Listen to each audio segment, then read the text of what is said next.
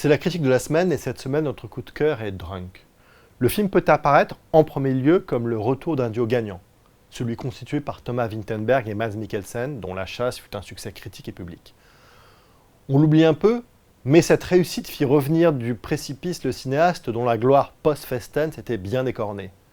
Le prodige du dogme, qui avait un moment presque dépassé le maître von Trier, avait en effet fait suivre son triomphe avec une série de projets internationaux, en premier lieu It's All About Love, ayant poussé beaucoup à se demander si Vinterberg n'était pas l'homme d'un film.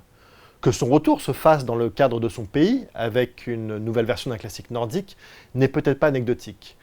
Les premières scènes de Drunk, qui respirent la lassitude et la perte des illusions, semblent ainsi créer un écho troublant. Que reste-t-il de la gloire et des promesses de Vinterberg ? La croyance en un comédien, au moins, ce qui est déjà suffisant pour bâtir un film.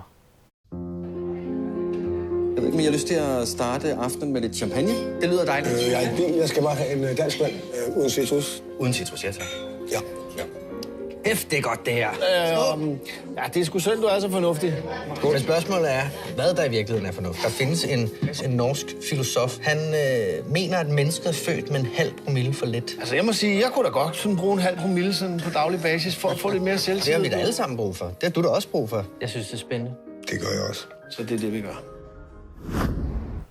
Au centre de tout est donc l'acteur, qui remplit tant et si bien le cadre, au sens parfaitement littéral, que l'on peut commencer à ressortir la bonne vieille politique des acteurs chère à Luc Moulet.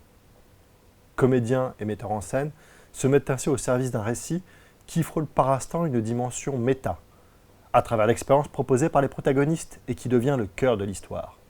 Un groupe d'amis, professeurs dans un lycée, tous ayant dépassé la quarantaine, décide de tester une théorie selon laquelle l'humain serait plus fonctionnel avec, en permanence, 0,5 g d'alcool dans le sang. Le film devient donc le déroulé de cette proposition, et les péripéties engendrées par l'ivresse apparaissent aussi comme des notes servant à jauger l'expérience. La matière narrative et la matière scientifique se confondent bien entendu inévitablement, jusqu'au dérèglement, le moment où la machine se détraque, où le drame fait exploser le carcan du dispositif. À première vue, l'addiction est le cœur de Drunk, ses effets comme ses éventuels ravages. Mais c'est plutôt la dépression qui est le centre de tout. Elle s'inscrit dans le visage de Mikkelsen, filmé dans des gros plans insistants presque bergmaniens, ravagé par les rides, mais surtout par une tristesse sans fond. L'alcool n'existe dans Drunk que par rapport à ce qu'il vient combler, par rapport à une lassitude générale qui dévore tous les membres du groupe. D'où la vision totalement dénuée de moralisme du cinéaste sur la boisson, et la façon dont celle-ci, au bout d'un moment, semble presque quitter l'écran, après l'avoir dominé durant une bonne partie. Comme si ce que l'alcool avait caché, le problème plus enfoui et profond, remontait un moment à la surface et faisait de l'ivresse une donnée assez secondaire, un simple moyen pour retrouver quelque chose, un état, un âge, une confiance perdue, et non pas une fin. Afhandling. Daglig indtagelse af alkohol. Ja. Tilstræbt til konstant niveau på en halv promille. Med henblik på indsamling af evidens, Ja. psykologiske og psykoretoriske følgevirkninger samt undersøgelse af forøget social og faglig ydeevne. Så det er kun i arbejdstiden, vi drikker, ikke? Men det er jo ligesom Hemingway. Vi drikker ikke efter 8, og ikke i weekenden. Ce propos est donc servi avant tout par le visage, le corps et la voix de son acteur principal. Dès les premiers instants, qui scrutent en gros plan de façon presque obsessionnelle le visage du comédien, jusqu'à sa conclusion, centrée autour de la danse et du corps du même comédien, la mise en scène se construit très littéralement autour de Mikkelsen. Son exceptionnelle carrière, de jeune premier venu du froid jusqu'à star de cinéma d'auteur, en passant par Hannibal Lecter et en cochant même la case du méchant rival de James Bond, aborde ainsi parfaitement un rivage inévitable, celui de l'âge. Mikkelsen, si physique et triomphant dans la plupart de ses rôles, fait de Drunk une étape importante, celle du dévoilement du temps. La façon dont Vinterberg scrute avec une attention méticuleuse les yeux, le visage, les rides et cheveux blancs de l'acteur prennent alors un autre sens, surtout lorsque le film se conclut par une démonstration de danse où la vitalité de la star refait une apparition subite, comme si le but même du long métrage était de faire surgir, dans la fin de jeunesse de Mikkelsen, une possible cure de jouvence. Le réalisateur rejoint ici une belle lignée de films dont les exemples furent nombreux. Citons Touchez pas au Grisby de Becker, Sonate d'automne de Bergman ou le Rio Bravo de Hawks, sur des œuvres qui sont autant de fiction que des documentaires sur leur acteur principal.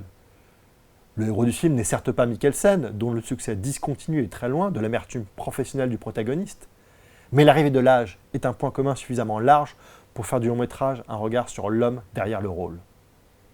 Qu'il interprète un être dépassé par la maturité, brisé par le cours de la vie et les déceptions, ne fait que donner une indispensable dimension universelle à l'opération.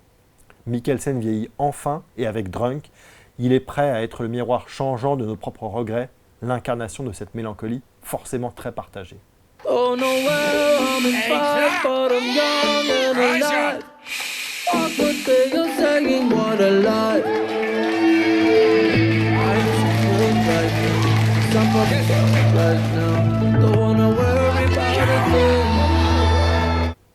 Ce point ancré sur la star ne doit pas néanmoins faire oublier l'autre thème central, qui là encore n'est pas vraiment l'alcool ou l'addiction.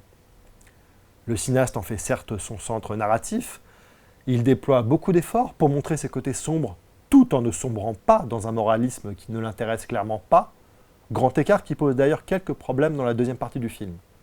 Mais le cœur du problème, du long métrage, est dans une zone qui a toujours fasciné Vinterberg, depuis Festen jusqu'à son dernier opus, en passant par la communauté. Celle du groupe. Qu'il soit une famille, une bande d'amis ou une communauté donc, évidemment. Le cinéaste a toujours évoqué l'aspect très familial du tournage comme l'une des raisons derrière sa vocation. L'essence et les dynamiques de ces petits clans, ce qui les crée, les lie et les défait, constituent clairement une obsession personnelle du metteur en scène. Son dernier film ne déroge pas à la règle. Ce qu'il semble vraiment interroger est moins la désagrégation familiale, cœur de sa plus célèbre œuvre, qu'une construction. L'alcool n'est ni la fin, ni un vice, ni un remède, mais juste un moyen de parvenir à l'édification, si ce n'est d'une famille, en tout cas d'un groupe d'amis qui n'avaient pas tant que cela en commun. La réalisation se place sous cet axe en quittant progressivement le visage cadré et solitaire de Mikkelsen pour l'intégrer aux autres, qu'ils soient sa classe ou ses collègues.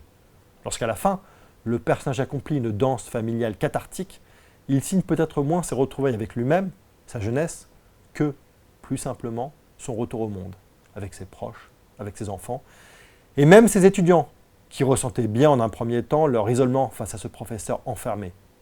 Comment être avec l'autre? Comment être dans le groupe? Comment appartenir et exister? Ont toujours été les questions angoissantes et sous-jacentes de tous les films de Vinterberg. L'alcool n'est ici pas tant une fin qu'une autre façon de regarder ce problème, avec cette fois un résultat étonnamment positif. Det er godt nok lang tid siden, jeg har haft det så godt, som jeg har det nu. Jeg tror bare, der er mere at hente der. Og måske endda lidt højere. Så vi skifter gear. Er I fulde? Nej, det er vi ikke. Hvorfor klarer det for barnet, hvad som har hent? Jeg er blevet lidt fuld i morgen. Jeg har hele tiden synes, det var fint, at I eksperimenterede alt muligt, men det her, det er over grænsen. Jeg går ikke ud fra, at der er nogen her, der har et problem, jeg skal vide noget om. C'est la grande nouvelle de Drunk. La tragédie n'est pas absente et s'inscrit dans le destin précis de l'un des protagonistes, mais l'alcool, malgré ses évidents démons, se révèle une bonne solution pour accomplir l'essentiel, selon Vinterberg. Retisser des liens. Passer du gros plan sur le visage d'un homme seul à un plan sur ce même homme dansant en plan large au milieu de ses amis et de ses étudiants. Stanley Cavell parlait, en son temps, de la comédie classique hollywoodienne comme processus de réconciliation avec l'ordinaire démocratique du monde. Des décennies plus tard, l'ancien disciple du dogme n'est pas si éloigné de ce principe. Comme dans les grands films évoqués par Cavell, Drunk parle bien d'une redécouverte, d'un nouveau regard porté sur l'environnement, où l'alcool agit davantage comme un révélateur que comme un poison. D'où la mort de l'un des protagonistes, qui s'est peut-être trop reconnecté, selon cette logique, à son monde, à sa place à l'intérieur, et a vu une réalité peu plaisante. La réconciliation n'est pas toujours une opération facile. Elle peut même être cruelle, mais elle demeure dans Drunk une forme de beauté.